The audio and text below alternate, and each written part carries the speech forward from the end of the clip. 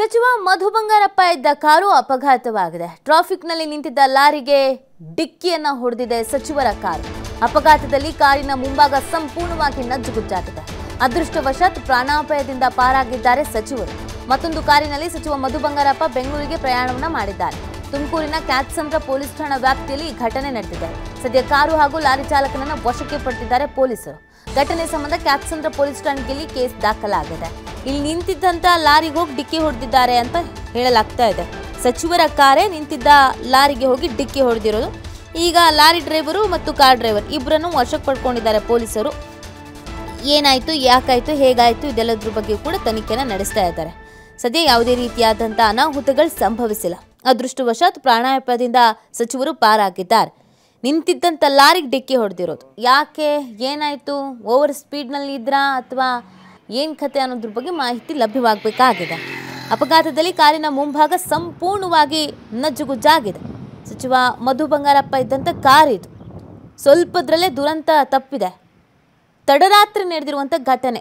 ನಿದ್ರೆಯ ಮಂಪರೋ ಅಥವಾ ಏನು ಕತೆನೋ ಗೊತ್ತಿಲ್ಲ, ನಿಂತಿದ್ದ ಲಾರಿಗೆ ಹೋಗಿ ಕುಟ್ಟಿರೋದು. ತುಮಕೂರಿನ ಕ್ಯಾತ್ಸಂದ್ರ ಪೊಲೀಸ್ ಠಾಣಾ ವ್ಯಾಪ್ತಿಯಲ್ಲಿ ಈ ಘಟನೆ ನಡೆದಿದೆ. ಬೆಂಗಳೂರು ಕಡೆಗೆ ಬರ್ತಾ ಇದ್ರು ಸಚಿವ ಮಧು ಬಂಗಾರಪ್ಪ.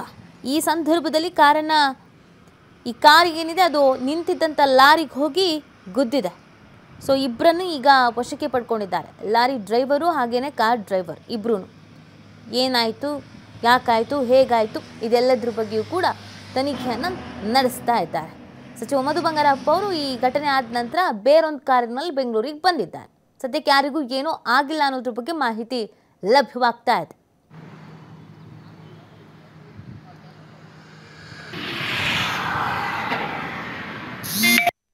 वो हमारा गाड़ी खड़ा था, जाम लग रहा था, ठमकोर टोल पार करके वो गाड़ी आया स्पीड में से। उनके साथ में एक पुलिस का गाड़ी था, दोनों गाड़ी थे। वो पुलिस का गाड़ी तो निकल गया अंदर से, ये गाड़ी स्पीड में था, सीधा मेरा गाड़ी में आके ठुका। हमारा गाड़ी खड़ा था रिनिंग में, जैसे जाम लग रहा है, इधर रास्ता बंद है, एक तरफ के गाड़ी खराब हो रहा था। ये गाड़ी धीरे धीरे चल रहा, पूरा जाम था 2-3 किलोमीटर तक का। ये गाड़ी आया स्पीड में, पूरा टायर में जाके लगा। हाँ, कार के ड्राइवर से प्रॉब्लम। ये गाड़ी स्पीड में था, रुका नहीं। ये गाड़ी ज़्यादा स्पीड में था। ये गाड़ी दोनों 10-11 बजे था, 10 बजे का। गुजरात जहाँ से आया गाड़ी, बेंगलोर जा रहा, जेके डिजाइनर का माल। जैसे जाम लगा, ये गाड़ी खड़ा ना वैसे खड़ा। अभी ये गाड़ी आके इतना जगह है, ये जगह में घुसेगा नहीं, गाड़ी घुसा नहीं तो सीधा टायर में लगा, स्पीड में था। ये गाड़ी का प्रॉब्लम नहीं, इन्होंने सायरन वगैरह कुछ नहीं बजाया था। वो हमारा गाड़ी खड़ा था, जाम लग रहा।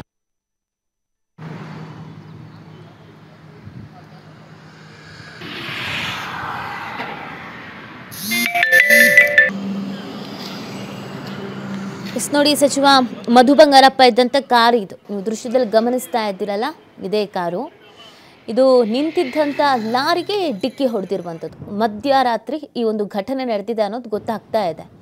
ನಿದ್ರೆ ಮಂಪರ್ನಲ್ಲಿದ್ರೋ ಓವರ್ ಸ್ಪೀಡೋ ಏನೋ ಗೊತ್ತಿಲ್ಲ, ಬಟ್ ಅಲ್ಲಿ ಲಾರಿ ಡ್ರೈವರ್ ಅಂತ ಕಾಣಿಸುತ್ತೆ ಅಥವಾ ಪ್ರತ್ಯಕ್ಷದರ್ಶಿ ಮಾತನಾಡುವಂಥ ಸಂದರ್ಭದಲ್ಲಿ ಅವ್ರು ಹೇಳ್ತಾ ಇದ್ರು, ಸ್ಪೀಡ್ನಲ್ಲಿ ಇದ್ದರು, ಟ್ರಾಫಿಕ್ ಜಾಮ್ ಕೂಡ ಇತ್ತು ಅನ್ನೋದನ್ನು ಅವ್ರು ಹೇಳ್ತಾ ಇದ್ರು. ಈ ತುಮಕೂರು ಬೆಂಗಳೂರು ರೋಡನ್ನು ನಾವು ನೋಡಿದಾಗ ಗೊತ್ತಾಗತ್ತೆ, ಅಲ್ಲಿ ರಿಪೇರಿ ಬೇರೆ ಆಗ್ತಾ ಇದೆ.